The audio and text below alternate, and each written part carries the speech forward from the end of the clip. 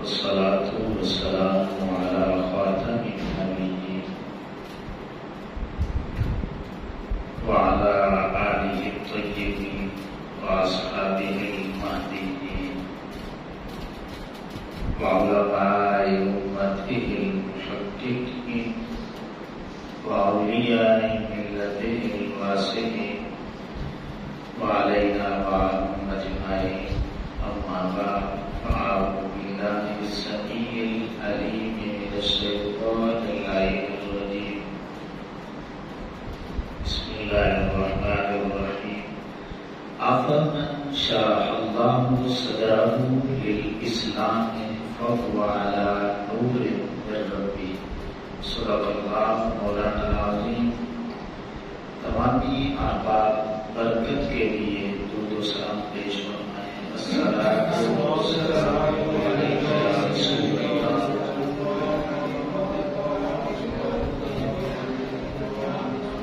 الصلاۃ والسلام علیک یا نبی اللہ وعلی آلک وصحبہ یا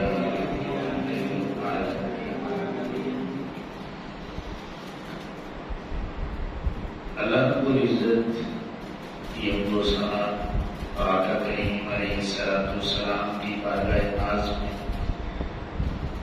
درود و سلام کا نذرانہ پیش کرنے کے بعد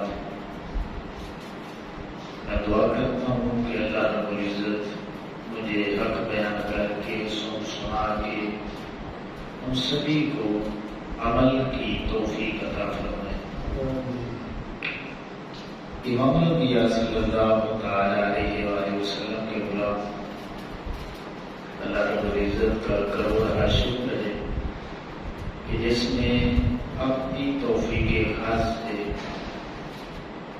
اپنی بارگاہ میں حاضری کا شرف عطا کیا اور اپنی بندگی کی توفیق عطا فرمائی.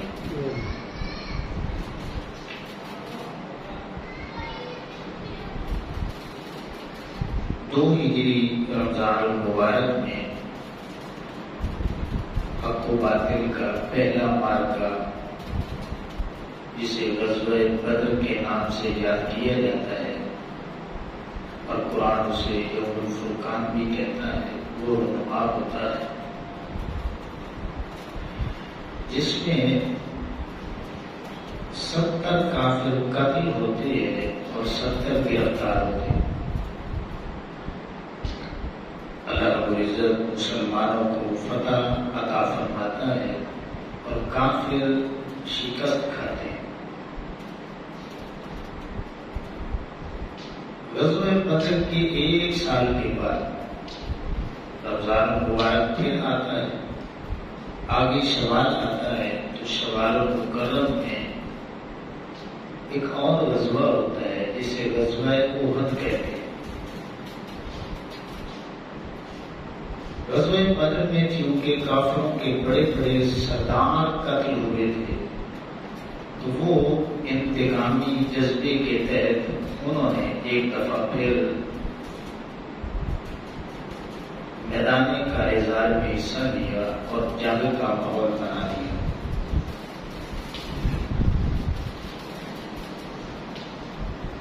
غزوہ احد میں شروع میں مسلمان غالب رہتے ہیں اور بعض اللہ رب العزت کی حکمتوں کے تحت کافر جو ہیں وہ ایک دفعہ غلبہ پا لیتے ہیں اور اس وجہ سے پھر 70 صحابہ کرام علیہ الرضوان شہید ہوتے ہیں اور ان میں سر فہرست حضرت سیدنا امیر حمزہ رضی اللہ تعالیٰ عنہ آپ کی شہادت ہوئی. تو آج امام الانبیاء صلی اللہ تعالیٰ علیہ وسلم کے غلام ہم نے اس شعر کا ذکر کرنا ہے جس کو آقا کریم علیہ السلام نے صرف اپنا شعر نہیں کہا بلکہ احادیث مبارکہ میں موجود ہے کہ آقا کریم علیہ السلام نے فرمایا اسد اللہ و اسد رسولہ. امیر حمزہ صرف میرا شعر نہیں ہے بلکہ یہ میرے رب کا بھی شعر ہے. اللہ اکبر۔ تو امام الانبیاء صلی اللہ تعالی علیہ وسلم کے غلام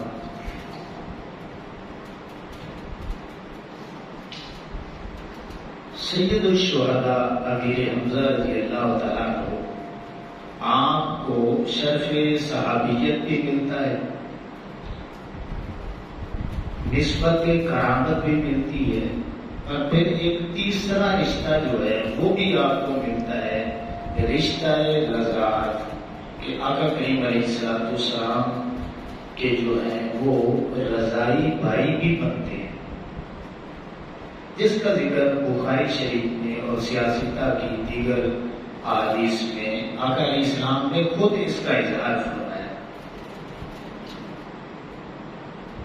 حضرت سیدنا امیر حمزہ رضی اللہ تعالیٰ عنہ کی دو بیٹیاں تھیں، دو بیٹے تھے۔ ان کی ایک بیٹی تھی جن کا نام تھا حضرت امامہ۔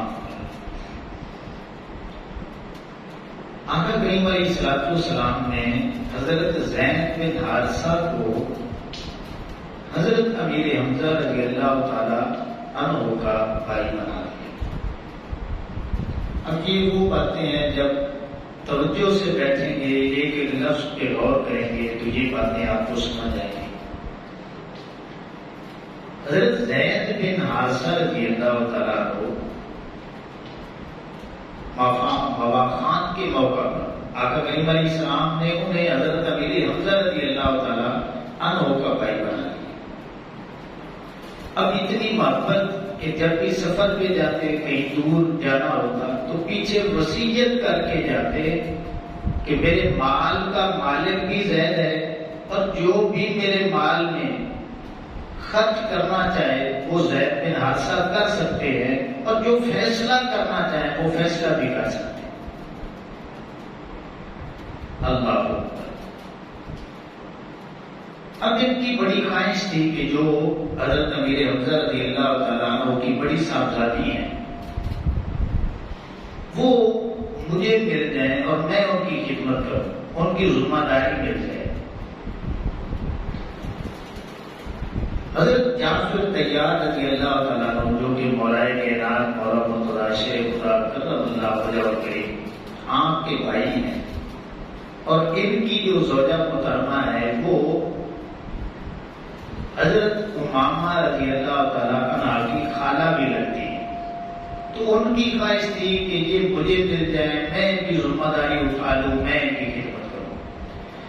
اب حضرت علی المرتضیٰ شیخ خدا کرم اللہ وجہ الکریم آپ چونکہ جو آپ کو دل میں خواہش تھی کہ کاش حضرت امامہ رضی اللہ تعالیٰ عنہ کی خدمت کا مجھے موقع مل جائے۔ پھر ایک دن ایسا آیا کہ کچھ صحابہ نے مشورہ دیا کہ یا رسول اللہ صلی اللہ علیہ وسلم آپ کے چچا کی بیٹی ہے تو آپ اسے قبول فرما لیں، نکاح کے لے کے آئیں۔ آقا کریم علیہ السلام نے، اب یہ حدیث بعد میں آتا ہے، فرمایا کہ جس عورت کا دودھ میں نے پیا ہے نا حضرت سویبہ، اسی عورت کا دودھ میرے چچا نے امیر حمزہ رضی اللہ تعالیٰ عنہ نے بھی پیا ہے، اس لیے میں ان کا رضائی بھائی بھی بن چکا ہوں۔ تو رضائی بھائی ہونے کی وجہ سے حضرت امامہ میرے عقد میں نہیں آ سکتے۔ اب آقا کریم علیہ السلام نے ساری صورتحال کا جائزہ لیا کہ مولا مرتضیٰ شیخ خدا کرم اللہ وجہ الکریم آپ کی خواہش ہے کہ میں خدمت کروں، حضرت جعفر طیار رضی اللہ تعالیٰ عنہ کی خواہش ہے کہ میں خدمت کروں، حضرت زید بن حارثہ رضی اللہ تعالیٰ عنہ ان کی خواہش ہے چونکہ مجھے آقا علیہ السلام نے ان کا بھائی بنایا ہے تو یہ میری بھتیجی لگتی ہیں تو میں ان کی خدمت کروں۔ اب ہر شخص کی کوشش ہے کہ یہ خدمت کی ذمہ داری آقا کریم علیہ السلام کی طرف سے ہمیں میسر آ جائے۔ آقا کریم علیہ السلام حضرت امامہ کو حضرت جعفر طیار رضی اللہ تعالیٰ عنہ کی ذمہ داری سونپ دیتے ہیں کہ آپ نے خدمت کرنی ہے۔ ساتھ وجہ بھی بیان فرمائی، وجہ یہ بیان فرمائی ایک تو حضرت جعفر طیار رضی اللہ تعالیٰ عنہ کی قرابت ہے، ٹھیک ہے نا۔ دوسری بات یہ ہے کہ حضرت امامہ کی جو خالہ ہیں وہ حضرت جعفر طیار رضی اللہ تعالیٰ عنہ کی زوجہ مطہرہ ہے، تو خالہ جو ہوتی ہے وہ ماں کی طرح ہوتی ہے، تو اس حوالے سے بھی جو خدمت جو ہے اس میں کمی کمزوری نہیں رہے گی۔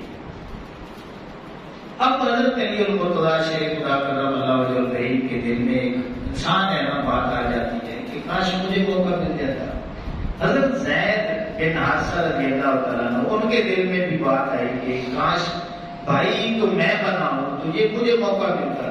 اب تینوں ہستیوں کو آقا کریم علیہ السلام نے بلا کے نا دل جوئی کے لیے 3 باتیں ارشاد فرمائیں۔ اب وہ باتیں سنیں۔ حضرت علی المرتضیٰ شیخ خدا کرم اللہ وجہ الکریم کی دل جوئی کے لیے فرمایا کہ علی یوم منی و انا منہ، اے علی تو مجھ سے ہے اور میں تجھ سے ہوں۔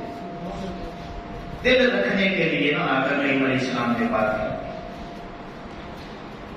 جب باری حضرت جعفر طیار رضی اللہ تعالیٰ وہ تو اپنی جگہ پہ خوش ہیں کہ ذمہ داریاں ان کو مل چکی ہے، تو آقا کریم علیہ السلام نے ان کی مزید دل جوئی کے لیے تاکہ خدمت مزید کھل کے کریں، آقا کریم علیہ السلام نے فرمایا کہ انت احسن خلقی و خلقی، اے جعفر طیار تیری صورت بھی مجھ محمد سے ملتی ہے، تیری سیرت بھی مجھ محمد سے ملتی ہے۔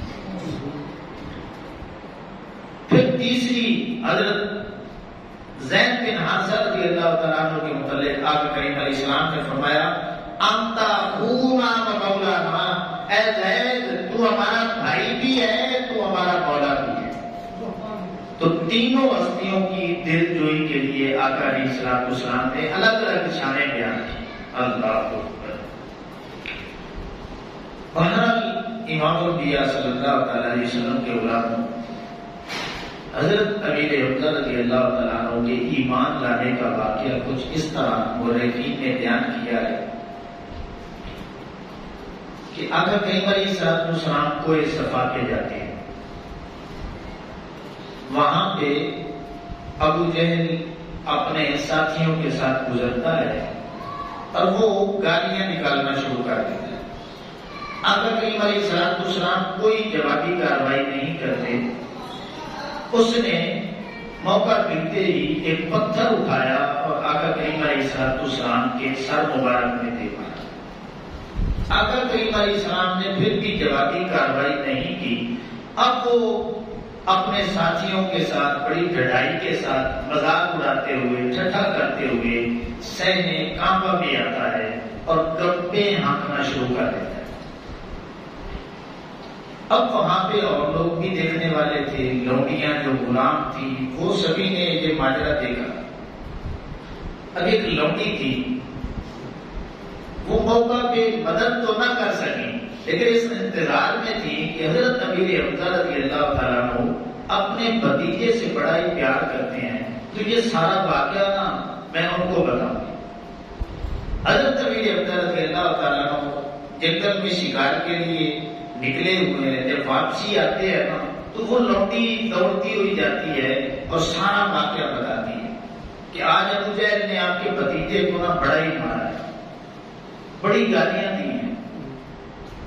حضرت امیر حمزہ رضی اللہ تعالیٰ عنہ آپ ابو جہل کی تلاش میں نکلتے ہیں، کسی سے ملاقات نہیں کرتے، رستے میں ایک غصے کی کیفیت ہے، جلال چہرے پہ نظر آتا ہے اور ساری دنیا جانتی ہے کہ حضرت امیر حمزہ رضی اللہ تعالیٰ عنہ جرأت اور بہادری میں کس قدر دلیر ہیں۔ کدھر جاتے ہیں مولی اور گاجر کی طرح کاٹ کے رکھ دیتے ہیں۔ جلدی جلدی صحنے کعبہ میں پہنچتے ہیں تو ابو جہل اپنے ساتھیوں کے ساتھ گپے لگا رہا ہے، ٹھٹھا اور مذاق کر رہا ہے کہ میں نے آج محمد صلی اللہ تعالیٰ علیہ وسلم کو بڑا ذلیل و رسوا کر دیا، بڑا کارنامہ سارا انجام دیا۔ جب یہ باتیں کی تو حضرت امیر حمزہ رضی اللہ تعالیٰ عنہ نے آتے ہی اپنی کمان ابو جہل کے سر میں ماری،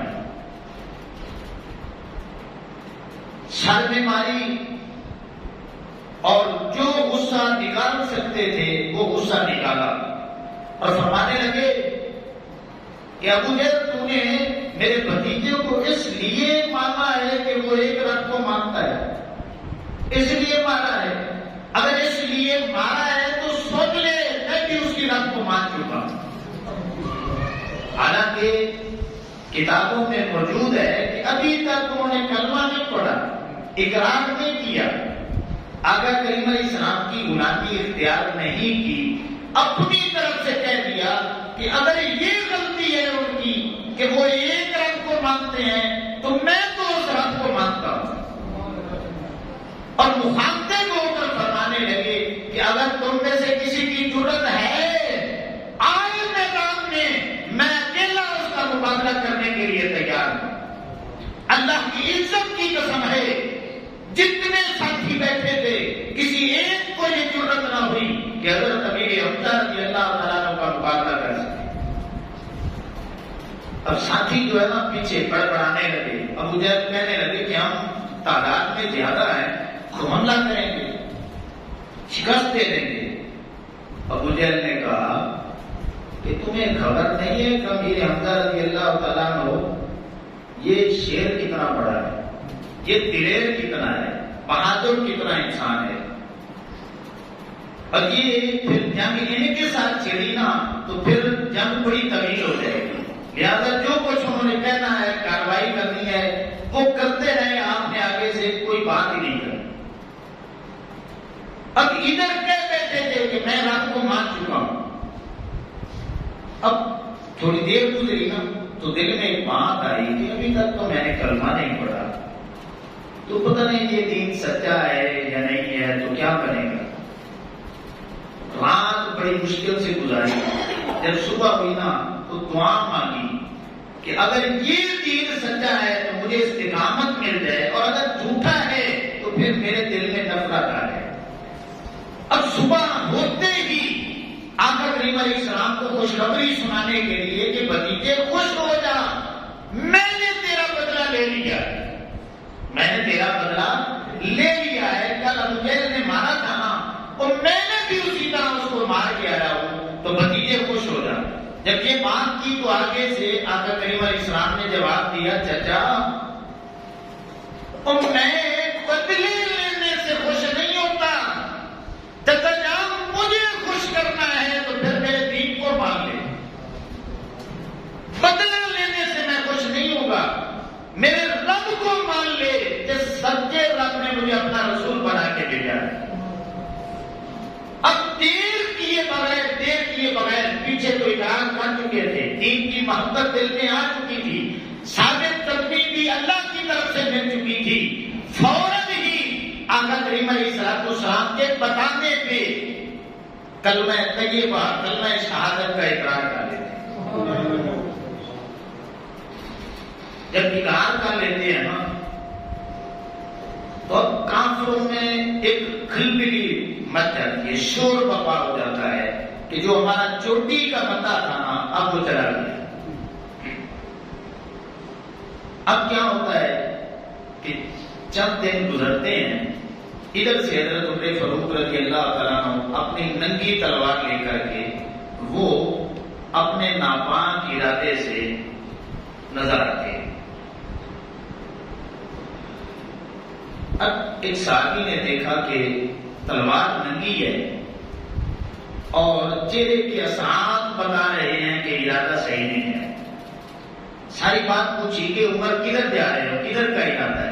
بتانے لگے کہ آج میں پانی اسلام اور اسلام کا جو ہے وہ مکمل طور پہ خاتمے کے لیے نکلا۔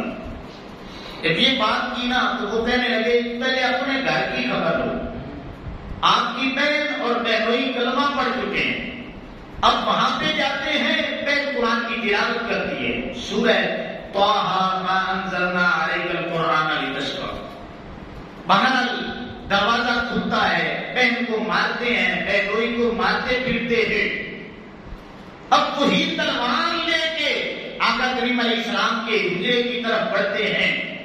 اب جلدی جلدی صحابہ کرام جاتے ہیں، بتاتے ہیں یا رسول اللہ صلی اللہ علیہ وسلم عمر آ رہا ہے، ارادے صحیح نہیں لگتے، تلوار ننگی ہے، چہرے پہ جلال ہے، سامنے پہرے داری کے لیے حضرت امیر حمزہ رضی اللہ تعالیٰ عنہ کھڑے۔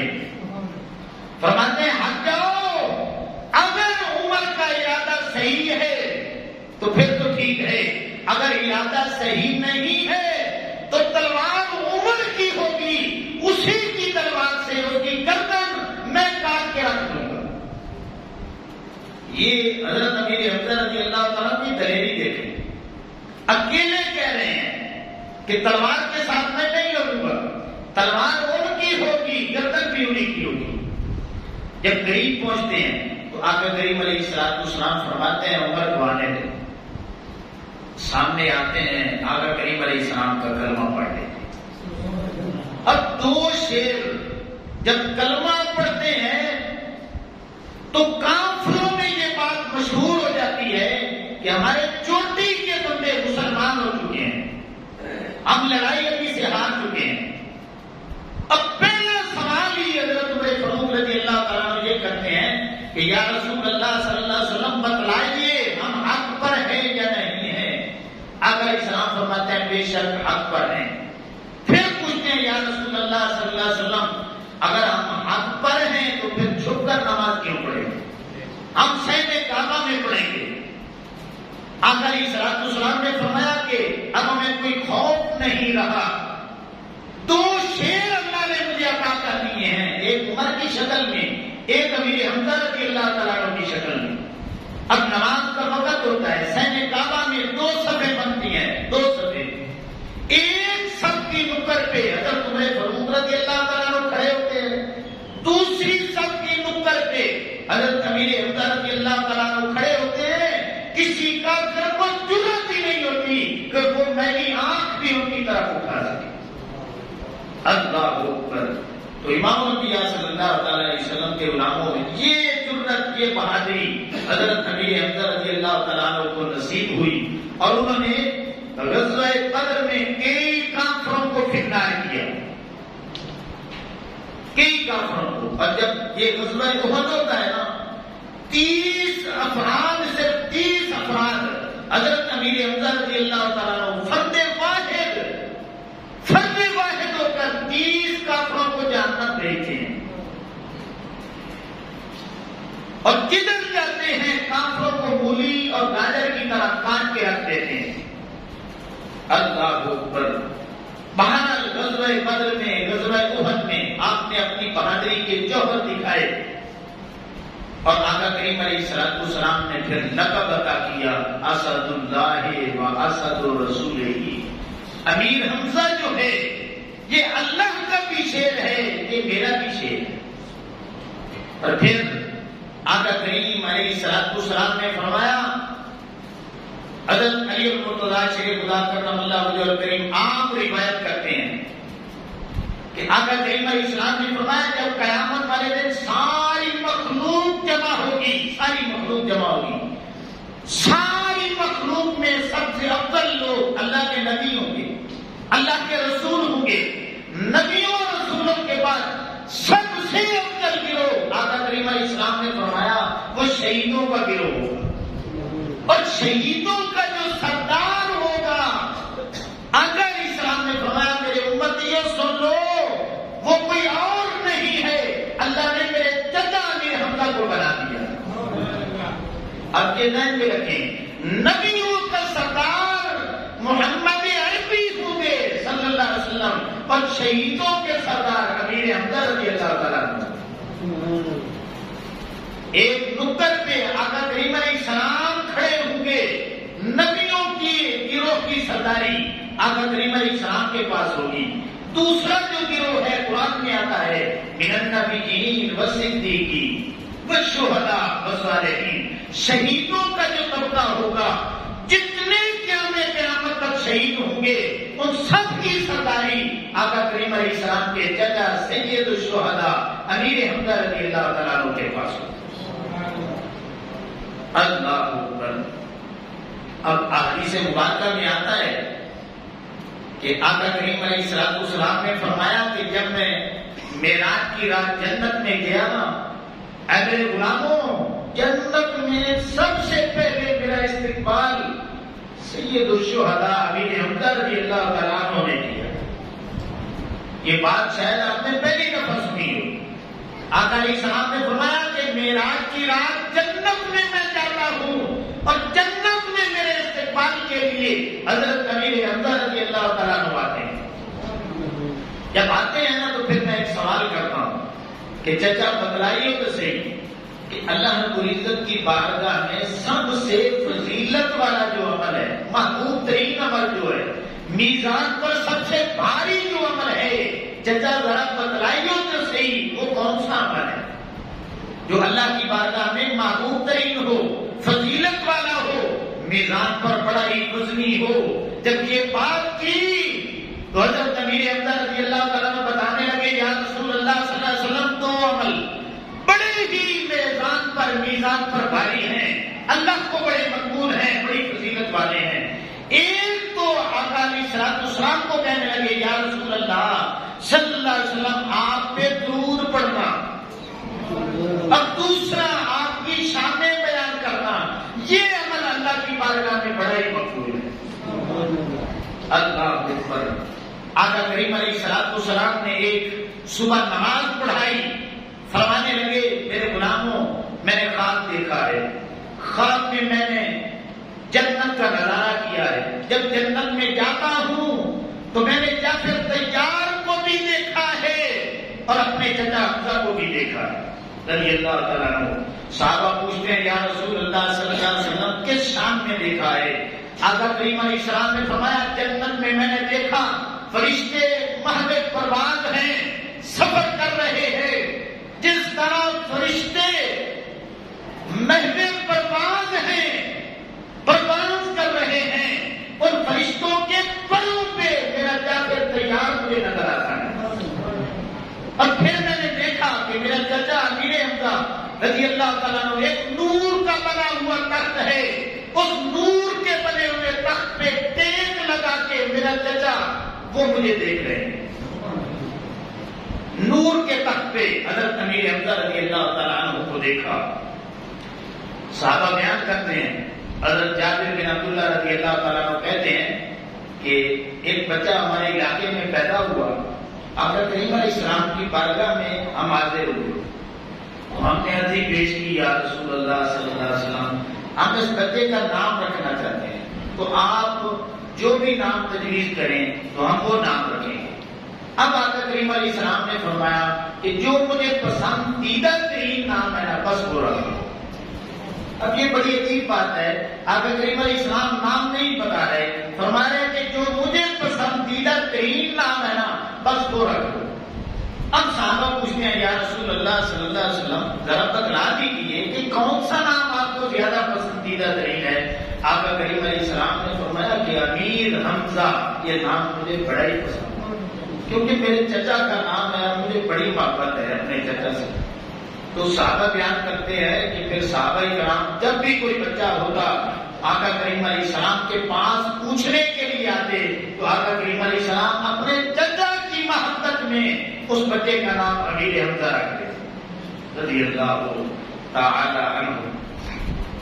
اب یہ محبتیں تھیں آقا کریم علیہ السلام کی. ایک دفعہ حضرت امیر حمزہ رضی اللہ تعالیٰ عنہ نے عرضی پیش کی یا رسول اللہ صلی اللہ علیہ وسلم میری خواہش ہے کہ جبریل علیہ السلام کو میں اپنی اصل شکل میں دیکھوں، کہ اللہ نے جیسا بنایا ہے نا نوریوں کا سردار، اوریجنل شکل میں جبریل علیہ السلام کو تکنا چاہتا ہوں. آقا کریم علیہ السلام نے فرمایا کہ اے حمزہ تو نے دیکھ نہیں سکتا. ضد لگائی کہ نہیں آپ دعا کر دیں کہ اللہ مجھے جبریل علیہ السلام کی زیارت کروا دے. آقا کریم علیہ السلام نے فرمایا کہ اب جبریل علیہ السلام آئیں گے، زیارت بھی ہو. خوشخبری سنا دی. اب ایک وقت آتا ہے جبریل علیہ السلام اپنی اصل شکل میں اترتے ہیں. حضرت امیر حمزہ رضی اللہ تعالیٰ عنہ کو آقا علیہ السلام فرماتے ہیں حمزہ اور مجھے آپ سے بڑی محبت ہے، آؤ دیکھ لو. اللہ نے جبریل علیہ السلام کو اپنی اصل شکل میں بھیجا ہے. اب صحیح احادیث میں آتا ہے کہ حضرت امیر حمزہ رضی اللہ تعالیٰ عنہ صرف اور صرف حضرت جبریل علیہ السلام کے قدموں کو تکتے ہیں، بے ہوش ہو کر گر جاتے ہیں. قدموں کو تکتے ہیں، بے ہوش ہو کے گر جاتے ہیں، اور پھر ایک وجد کی کیفیت ان پہ تاری ہوئی. یہ لاڈ کی باتیں ہیں، پیار کی باتیں ہیں، محبت کی باتیں ہیں۔ امام الانبیاء صلی اللہ علیہ وسلم کے غلاموں غزوہ احد میں جب آپ پہ نیزہ چلایا جاتا ہے اور آپ کی شہادت ہوتی ہے اور پھر آپ کا مسلح کیا جاتا ہے، ناک کان کاٹے جاتے ہیں، یہ ٹائم کی کمی کی وجہ سے میں بات کو بالکل مختصر کر رہا ہوں۔ مسلح کیا جاتا ہے، شہادت ہو چکی، جب یہ جنگ کا اختتام ہوتا ہے اور لاشوں کو تلاش کیا جاتا ہے تو آقا کریم علیہ السلام فرماتے ہیں کہ میرے چچا کو بھی تلاش کرو۔ حضرت امیر حمزہ رضی اللہ تعالیٰ عنہ کو تلاش کیا جاتا ہے۔ اب صحابہ بیان کرتے ہیں دنیا والوں سن لو، ہم نے کسی بھی میت پہ آقا کریم علیہ السلام کو اتنا روتے نہیں دیکھا جتنا اپنے چچا کی شہادت پہ آقا کریم علیہ السلام کے آنسوؤں کا آنا ہم نے دیکھا۔ قریب تھا کہ آقا علیہ السلام کی سستیاں بڑھ جاتی۔ آقا علیہ السلام نے منع کر دیا کہ میری پھوپھو کو بھی نہ بلانا، حضرت صفیہ کو جو حضرت امیر حمزہ رضی اللہ تعالیٰ عنہ کی بہن تھی ان کو بھی نہ بلانا کہ بہن اپنے بھائی کا مسلح ہونا دیکھ نہ سکے گی، کہ کان بھی نہیں ہے، ناک بھی نہیں ہے، کلیجہ کٹ چکا ہے، سینہ چاک ہے، یہ کیفیت عورت کے لیے دیکھنا بڑا ہی مشکل ہے۔ بہرحال حضرت صفیہ رضی اللہ تعالیٰ عنہا آپ ضد کر کے آتی ہیں اور کہتی ہیں یا رسول اللہ صلی اللہ علیہ وسلم میں نے اپنے بھائی کو تو دیکھنا ہے، لیکن یہ وعدہ کرتی ہوں بیع نہیں کروں گی، پیٹنا نہیں، یہ کام نہیں کروں گی، صبر کروں گی، جس دین کو میں مانتی ہوں وہاں پہ صبر کا حکم ہے تو صبر کر کے دکھاؤں گی، لیکن میں اپنے بھائی کو تکنا چاہتی ہوں۔ اللہ اکبر۔ امام الانبیاء صلی اللہ علیہ وسلم کے غلاموں پھر کیا ہوتا ہے، جنازے تیار کیے جاتے ہیں، آقا کریم علیہ السلام فرماتے ہیں سب سے پہلے میرے چچا کو لے آ۔ حضرت امیر حمزہ رضی اللہ تعالیٰ عنہ کی میت لائی جاتی ہے، آقا کریم علیہ السلام جنازہ پڑھاتے ہیں، پھر دوسری میت آتی ہے، صحابہ کرام اٹھا کے لاتے ہیں، حضرت امیر حمزہ رضی اللہ تعالیٰ عنہ کو اٹھانے لگتے ہیں تو آقا علیہ السلام فرماتے ہیں نہیں، اسے ادھر ہی رہنے دو، پھر جنازہ پڑھاتے ہیں، اس صحابی کی میت واپس کر دیتے ہیں، پھر تیسری میت آتی ہے، پھر صحابہ کرام دیکھتے ہیں کہ آقا علیہ السلام نے جنازہ پڑھا لیا ہے، پھر حضرت امیر حمزہ رضی اللہ تعالیٰ عنہ کو اٹھانے کی کوشش کرتے ہیں، آقا علیہ السلام نے فرمایا نہیں، ہر صحابی جو شہید ہو چکے ہیں ان کی جگہ بدلتے رہو، میرے چچا کی میت ادھر بھی پڑی رہے۔ اب مورخین نے لکھا ہے 70 جنازے تھے، آقا علیہ السلام نے حضرت امیر حمزہ رضی اللہ تعالیٰ عنہ کا اعزازی طور پر 70 بار جنازہ پڑھایا، 70 بار جنازہ آقا علیہ السلام نے پڑھایا۔ حضور یہ پیغام دینا چاہتے تھے کہ اے حمزہ تو نے اسلام کے دفاع میں میری محبت میں بڑی قربانیاں دی ہیں، اب ان کا بدلہ میں کیا دوں؟ اب تیرے لیے میں اللہ کا رسول 70 بار ہر جنازے کے موقع پہ تیری شان اللہ سے مانگنے کے لیے جنازہ میں پڑھتا رہا۔ اللہ اکبر۔ جب جنازہ پڑھا چکے اب حدیث میں آتا ہے آقا کریم علیہ السلام نے 3-4 جملے ارشاد فرمایا یا ام رسول اللہ صلی اللہ علیہ وسلم، اے امیر حمزہ تو کوئی عام بندہ نہیں ہے، تو اللہ کے رسول کا بھی چچا ہے۔ پھر فرمایا کہ اے حمزہ تو عام شخص نہیں ہے، اسد اللہ ہے و اسد رسول اللہ، تو اللہ کا بھی شیر ہے، تو اللہ کے رسول کا بھی شیر ہے۔ تیسری بار آقا علیہ السلام نے فرمایا یا فاعل الخیرات، اے حمزہ تو نیکیوں میں بازی لے جانے والا ہے۔ پھر بات ارشاد فرمائی یا کاشف الکربات، اور تو مجھ سے مصیبتوں کو دور کرنے والا ہے، اور میری خاطر بڑی مارے کھانے والا ہے، اور میرا دفاع کرنے والا ہے۔ اے حمزہ اور تو نے مارے کھائی ہیں ام وجہ رسول اللہ صلی اللہ علیہ وسلم، صرف مجھے بچانے کے لیے، صرف میری خاطر، میرے دین کی خاطر بڑی ماری کھائی ہیں۔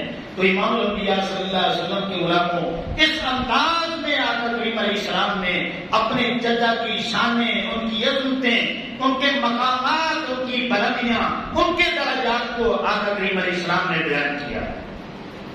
اب یہ غزوہ احد میں بھی آقا کریم علیہ السلام کی آرمی کے چیف ہیں۔ غزوہ احد میں بھی آقا علیہ السلام نے سپہ سالار کے دستی کو بنایا ہے، وہ سیدنا امیر حمزہ رضی اللہ تعالیٰ عنہ کی ذات ہے۔ اللہ اکبر۔ تو اسلام کی جو فوج ہے اس کے جو پہلے چیف ہیں آقا علیہ السلام نے جنہیں بنایا ہے وہ حضرت سیدنا امیر حمزہ رضی اللہ تعالیٰ عنہ کی ذات ہے۔ اللہ اکبر۔ اب میں اس مضمون کو اینڈ کر کے ایک دو باتیں اور ضروری ہیں وہ بتانا چاہتا ہوں